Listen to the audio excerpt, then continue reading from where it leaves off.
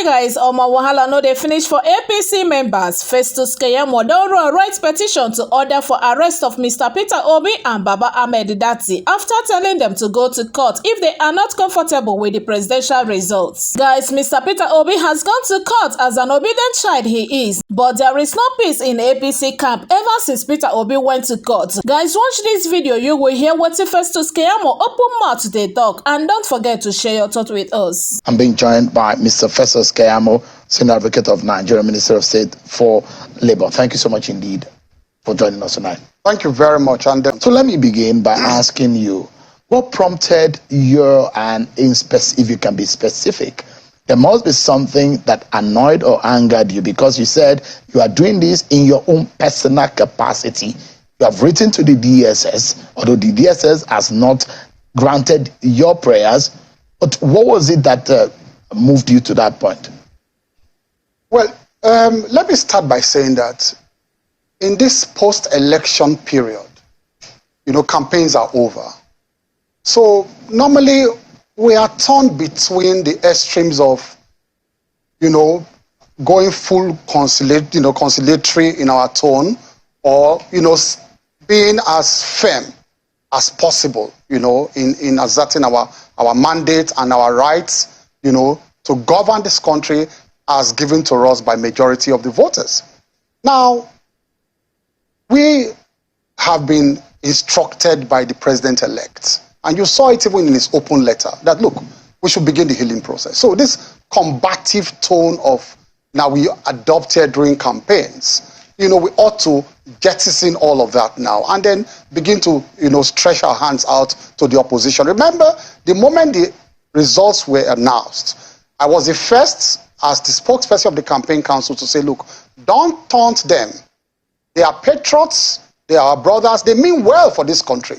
It's just that, perhaps the templates they sold to Nigerians were less attractive than, was less attractive than ours, and now more Nigerians accepted us. But they are patriots. And that's the kind of language we want to see now. But then it appears too, and this is the point I want to make, that when you now have a mandate to defend, you have a right donated to you by Nigerians, and you become too condescending, you genuflect too much, and you beg too much, it also conveys the feeling or the impression that you have stolen something and you are begging to be accepted. So that is also the danger of, the other extreme of becoming too conciliatory and all of that. So there must be a point at which you draw the line to say, look, I have appealed to you enough. For the sake of our country, let us come together. And I think that is the line that Peter Obi and Datti Ahmed, they have crossed. There is a constitutional process to address grievances. A process has taken place. An election has happened in accordance with the law. Results have been declared by the body constitutionally imbued with the right to declare that result, which is INEC, not any other body, INEC. INEC has declared a president-elect. The Constitution also envisages that certain persons will be dissatisfied with that declaration. So we are not in a position or situation of constitutional crisis like Datti Ahmed tried to paint. This situation was or has been envisaged by the Constitution that certain persons will be dissatisfied. And if you are dissatisfied, there are laid down procedures to address those grievances so that democracy will function, those institutions will function, and democracy will function and will survive. Now, what is going on is that Datti Ahmed comes here, and it has been a series of interviews by himself and Peter Obi. Yesterday was the final nail on the coffin. It was the final straw that broke the camel's back.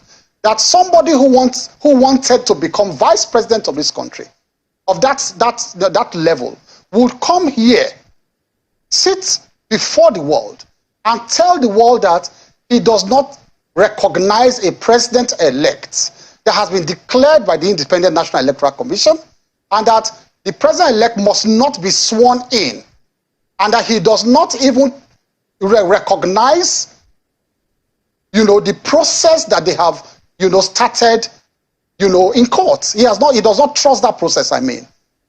And that's the person who wanted to become vice president of this country. How? And then he arrogates to himself the right or the power to interpret the Constitution, interpret, Section 134 of the Constitution to suit his own whims and caprices, and then declares that what the INEC did was totally unconstitutional, and that what will come in on May 29 will be an unconstitutional government. It is the delusion of grandeur. It's complete delusion of grandeur for anybody to say now that there is no president-elect, which is it's complete delusion of grandeur. So that is the specifics of your anger. Exactly. Just to tell you that amounts to subverting the very process that they have started in the tribunal. They are subverting that process by coming out of that process to then call for insurrection in a subliminal manner, for protest and insurrection to truncate that process. I want to say this clearly, that the process we have established since 1999 is that elections take place. People are sworn into office, but those who have grievances are given the right to continue their grievances, air their grievances in court. And some months into their tenures, if the judgments come in, they are removed from office. So there is nothing so serious that he came to raise here yesterday about swearing in somebody who has been given a certificate of return. Himself, Ahmed Datti himself, was removed from office twice. He stole people's mandates. And I'm not saying anything gross. It is judicial pronouncement that you stole a mandate. He was sworn in as a senator, was he not? He accused your party of stealing. But hold on. But he was sworn in. And I'm asking. Let me finish. Let me finish this sentence. He was sworn in as a senator. But the person who was challenging his victory continued his case in court. Another CPC, under the same Buhari that is abusing now, he rode under his wings, purportedly won a Senate seat in Kaduna, was sworn into office. Nobody said he shouldn't be sworn in at that time. But he was carrying a stolen mandate. And at the end of the day, there was judicial pronouncement, and Baba that time was removed from office. Why is he opposed to that same procedure that he benefited from? In our own case, it's not an admission that our election was flawed, was totally flawed to the extent that it substantially affected the result of the election. No, I'm not admitting that. I'm not saying that this is a procedure we have since established in 1999. So why? So you think that the election was flawed? Oh, what? You think that the election was flawed? No. I'm saying that it was not flawed to the extent. But it was flawed. No, in some areas there were infractions in areas. In the southeast. But the allegations are that in the southeast. In the southeast there were flaws. That in the southwest there were some flaws. That the victory of your party is illegitimate because they believe that there were a lot of voter suppression, and in fact it's a stolen mandate. Those are the words of the opposition. Who has the right? Who has the right to make that determination? You were asking him yesterday. Institutions must function. How can someone who is a participant in the process now arrogates on himself the right to be the judge and the jury and the accuser, and you are a participant in the process? In fact, yesterday I heard one of the strangest sentences I've heard as a lawyer. You know that sentence he came here to say, and I'm not surprised because he's not a lawyer, but he runs an institution. He said, this section of the Constitution comes interpreted. You heard that yesterday. That no, you don't need to bother. This section comes interpreted. I have never heard that in my life. What I have heard from my life as a law student is that the right to interpret provisions of the Constitution lies in the judiciary, and that's why you have a tripod. And I'd like to get your own interpretation. But just before we get further into that controversial Section 134, because on this program, I've had to speak with a former NBA president, Olisa Agbakoba, who 2 or 3 months ago raised this matter and said it's going to be a problem and it's likely to cause a lot of chaos in our election because, according to him, it's not clearly stated whether or not FCT, as the Constitution, captured it. But let me ask you, what he said, part of what he said, and part of what the opposition has said is that when you tell people to go to court, it then means something, that you steal something from them, and you are asking them to go through a process in which you are predetermined or you have your way around that process. So just hang on. That is one of the interpretations of go to court coming from your camp. Just hang on a minute. If I don't say go to court, what will I say? It's a rhetorical question I'm asking you. If I don't say go to court, what would I say as a winner? But does it also mean that will I say come, let's fight? Does it mean that you predetermine the process? No, not predetermined. I'm only asking you a rhetorical question that answers your question. If I don't say go to court, what it means, if I don't actually use that word, that sentence, is that avail yourself of the procedure of the machinery for addressing your grievance as provided for by law. That is what it means. I'm only saying it in specific terms, go to court. If I don't say go to court, the next thing I will say is that, come, let's fight. So why are they using such phrases or such sentences in a derogatory manner? It is what is provided for by law. And people have actually retrieved their mandates by going to court. It is only when it does not favor you. And that is what the Labour Party is doing. And that is why I had to petition them to the DSS. There's a build-up to something that they are doing. Shehu, there's a build-up. The build-up they are doing is to rile the people up, pump them up, and then turn them against the judiciary, that if your judgment does not go in a particular way, and that is why he has come here yesterday, he came here yesterday to say the constitution comes interpreted. What does that mean? He's telling the judiciary that this thing, I have interpreted it, the people of Nigeria have interpreted it, and if you say anything different, they will come after you. So what? No, I need to make this point. I need to make this point. That is where they are going. And so they are setting up a scene for rebellion. And they are setting up a scene to blackmail the judiciary. And that is why if you go online now, I have alerted the DSS that they have camped some boys in one popular hotel in Abuja. And I will give that information to the DSS, where they have told them every morning to be pumping out, online messages to rile up the citizens, cause fear, and all of that. And so what they want to do is to say once the judiciary now goes another way, then the judiciary must have sold out. So that's why they are threatening the judges. And they have gone up to that point. I want to make this point. Nigerians must know that the Labour Party online touts now are threatening judges, threatening their families, exposing them. Go online and see what is happening. And so there is a situation where they want to create fear in this country. They try, you know that during the elections, they tried to threaten people to support them. They failed. During the announcement, they tried to threaten INEC. So everything about them is threats. To threaten INEC to support them, they failed. Now they want to move to the judiciary. It is enough, is enough. Shehu, we are ready. Let me tell you this. People who voted, and majority are that, who voted for Asiwaju and the APC, they are the silent majority now. And so if they think they want to push this country towards NSAS, where it was citizens, NSAS was a situation where citizens were dissatisfied with a policy of government, an institution of government called NSAS. That was totally different. But they think they can rile up and citizens towards a situation of SARS again, but NSAS. But this time they should realize that this is not activity, it's pure politics. And if you want to do that now, it will not be citizens against government, it will be citizens, voters against voters. People who voted for the ruling party. You imagine that the mandate of your candidate and for your party, is it popular? So I will ask you this question, a rhetoric question again. No, I'm not supposed to answer the question. I'm supposed to be answering. No, it's a rhetoric question that I'll use to answer you.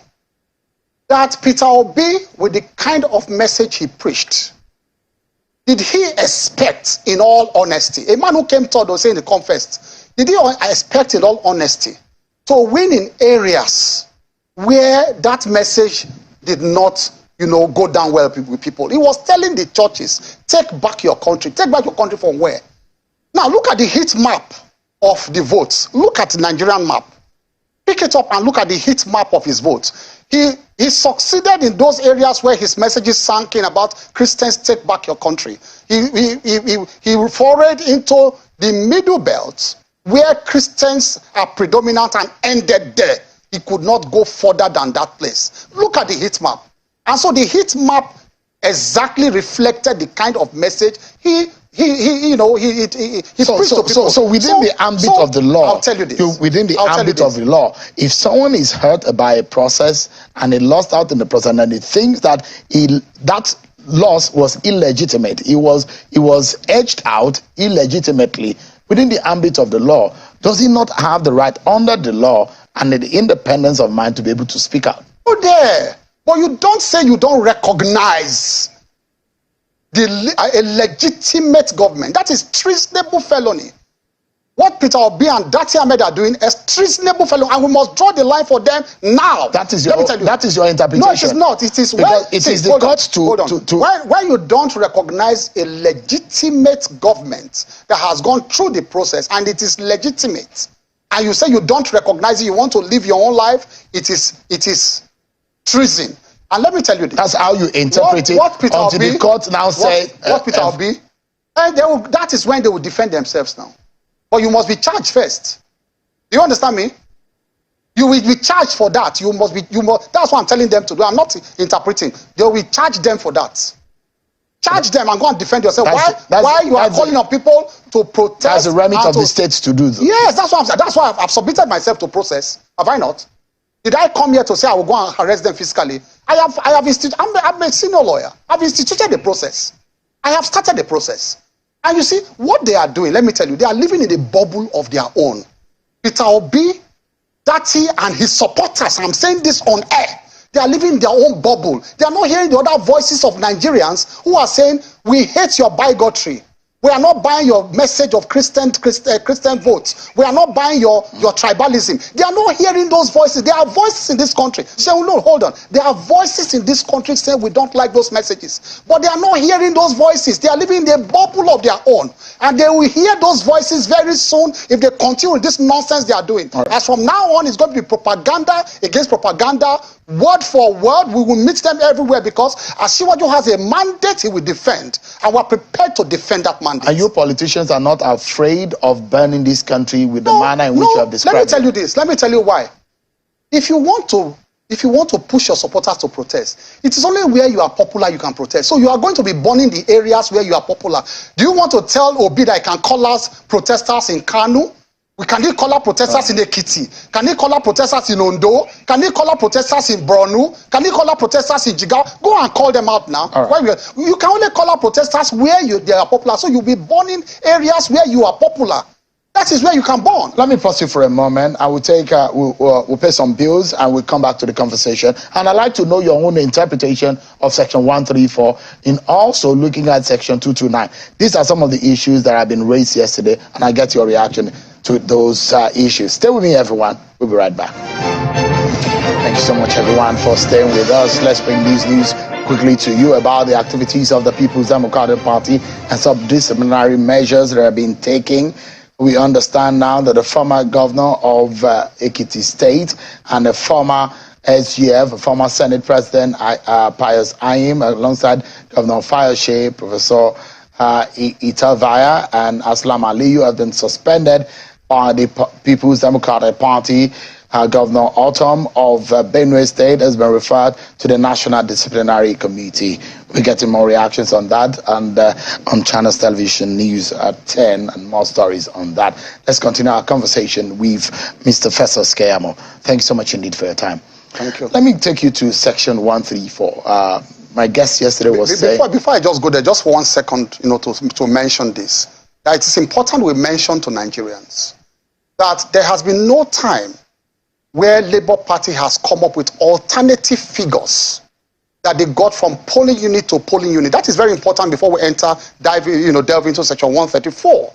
That it is important to say that every party has polling agents in every unit. And so you must have obtained your own alternative figures different from what was obtained. So all of these claims that were rigged, that's important I mention that.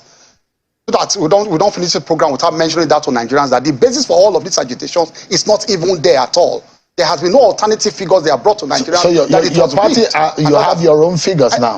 Absolutely. Because the PDP yesterday said they have their figures. Yes. The Labour Party yesterday on this program said they had their figures. Exactly. In fact, the PDP said they won by more than 4 million votes. No, that is comedy of the century. It's comedy. When you say 4 million, where did you get it from? Where are your tabulation? 4 million of their votes was not reflected. I just read the news just now about PDP. It has been It's just like the case of PDP was that everybody saw the accident that was waiting to happen, but they did not see that accident. It was an accident waiting to happen.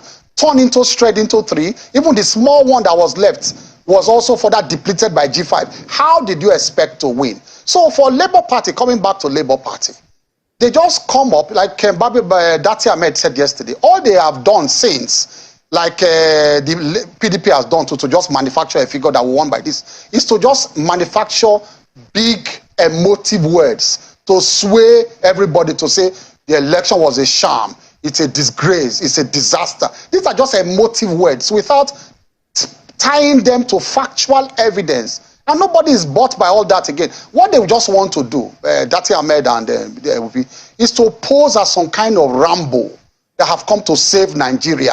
That's what they are doing. But they are Rambo, they have been designed, so they are determined to do anything, either unethical, unorthodox, to save Nigeria. In all of this, as Rambos, political Rambos. They've said that they have evidence. They are cunning lying machines. Mr. Keyamo, they have said, the Labour Party said, they know that they won this election and with a better margin, and that they have their evidence and they are going to court to prove it. We are very happy with that.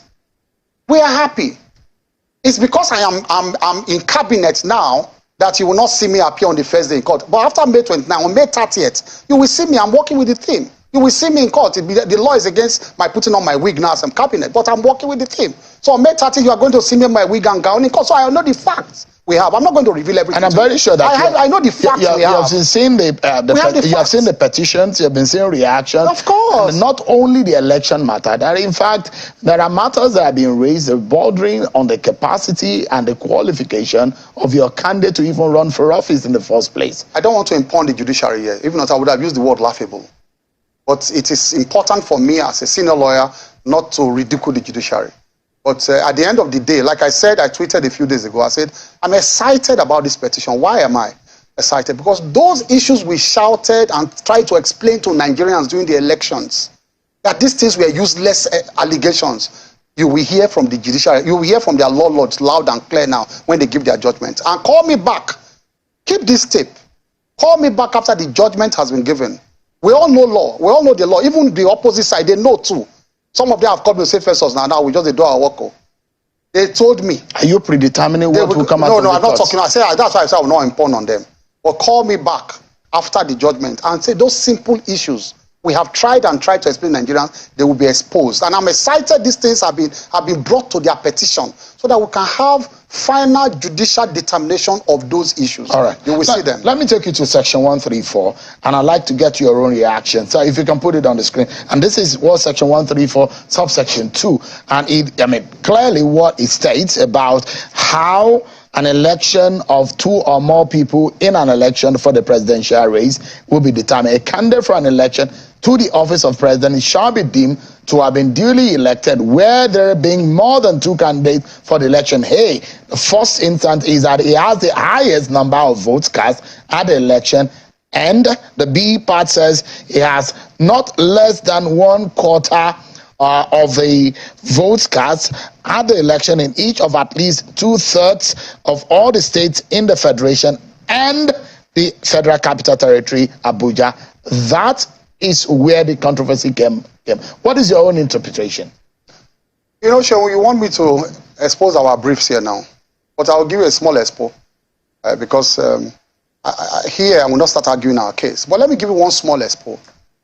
Do you know what we call expo, when we're in school? Now, there's what you call the spirit and the letters of the Constitution, or the letters and the spirit of the Constitution. There's also what you call the community reading of the provisions of any law. What has been long established in our laws is that the Constitution and its provisions must not be read in isolation. These are very elementary principles that all lawyers know, and I'm sure you know that too. before we came already, you said I should not refer to you as a law student, but I must refer to you now. You must have heard that in your law class. Because there's a community reading. It's not very stale. You use that, but I mean, it's your so intimidation tactic. But you know, it doesn't move me a bit. You are growing now. You are growing. It doesn't move me. You are not intimidated again. You know, I've seen you as a young lawyer, and how intimidated you were. No. But thank God that you are bolder than you were before. But please go ahead. All right, now, so so those are the two things I've told as a guide to looking at section 134. One, there must be community reading. And there's what they call the spirit and letters of the Constitution. First question to you. The Constitution says everybody in Nigeria is equal for the law. There's equal rights before the law in Nigeria. That you cannot dispute. It's a standard, clear, settled provision of the Constitution. Equality before the law. Secondly, if you say there's equality before the law, and you now say certain voters existing somewhere should now hold what they call the golden card to override all other states in the federation, does that meet the spirit of the Constitution to make everybody equal before the law? You are now making people residents in Abuja higher citizens over and above other citizens of Nigeria. That is what their own warped interpretation is taking us to. That there's a special set of voters in Nigeria. Unless you woo them to that point of 25, you cannot be president of Nigeria. Even if you get up to 36 states, and you clear all, but Abuja will deprive you from becoming president of Nigeria. Is that kind of interpretation, does it accord with the spirit of the Constitution? That is one. I'm not going deeply into the arguments. I'm only giving you peripheral arguments. But there are decided I'm going to tell you. This matter. Again, I'm going to come back. Yeah. Read section 134. In conjunction, like I said, Constitution must be read as a community, document. Read it in conjunction with 299. All right. Let's put up 299. Section 299. Put up 299, which they have been hiding from Nigerians. Read them. So that's what 299. The provision of this Constitution shall apply to the federal capital, Abuja, as it were one of the states of the federation. That's all. And accordingly, as That's if all. it were. That's so all. It means that. That's all. Does it mean that the Constitution sees FCT as the 37th state? Exactly. All you just need to do when you read these two is that section 134, for the purpose of this, for the purpose of that section, it is an inclusive provision. A provision that tries to include Abuja amongst one of the states. In fact, to understand 134 better, just remove the sentence "and the FCT Abuja." People would have been asking, if you cut 25% in 2/3 of the states of the federation and you keep quiet, people would have been asking, 2/3 of the states and Abuja. Say, what about Abuja? What about Abuja? So what that last phrase means is just to confirm to people that you calculate Abuja along with it too. That's what it means. Simple.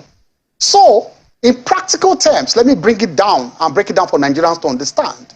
In practical terms, it means that if I need to get 25% in 24 states, and I now get 25%, I get the 25% in 23 states. And the FCT, what it simply means is that FCT will be calculated as a state so that you have met the requirement. Am I clear? That's in practical terms. That is what it means. I'm trying to calculate, bring it in practical terms for people to understand. That if Asiwaju or Atiku had gotten 23 states, 25%, and they say, oh, you cannot be president. Or they say, no, but he got 25% in FCT too. Oh, yes, it's included.